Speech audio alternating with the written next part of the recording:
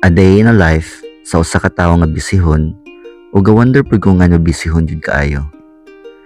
Tara, uban ko kay padulong ko sa DOH Treatment and Rehabilitation Center Cagayan de Oro para mag-lecture sa katawhan. Kung ikaw wala pa katuod or wala pa ka nakadto sa rehab center, stay put lang dira. Tan-awa ni, pagbantay-bantay sa palibot basin day katuod ka. And who knows, basin puhon, padulong pud ka didto, if you know what I mean.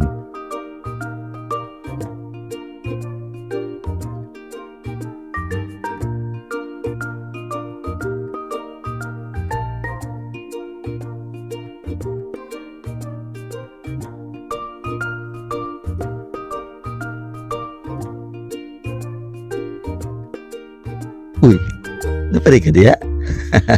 Congratulations! So kani siyang rehab center, going ni siya sa Upper Puerto, Cagayan de Oro.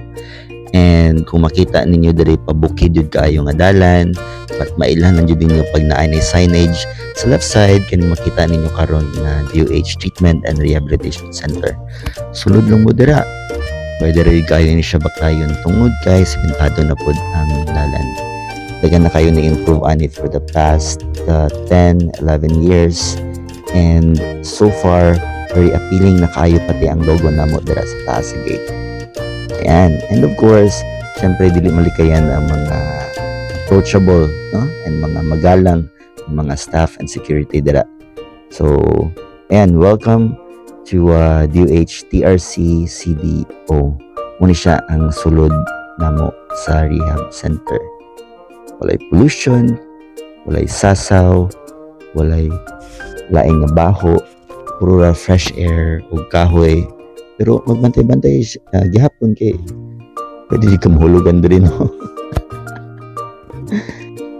Ayan, so muna siya among admin building sa left side, muna siyang main dorm sa right side, and napodayon ta ang kitchen diri sa left side kung makita pa ninyo. Ayan. So, ang kitchen na nasa left, kani siya covered court na namong nasa left side na pod. And going dayon ko diri sa amo ang clinic diri sa Maika, kani siyang makita ninyo sa screen. So, it's lecture time. Kading amo mga kastorya karon are mga significant others sa mga residente or mga pasyente na mo diri sa rehab center.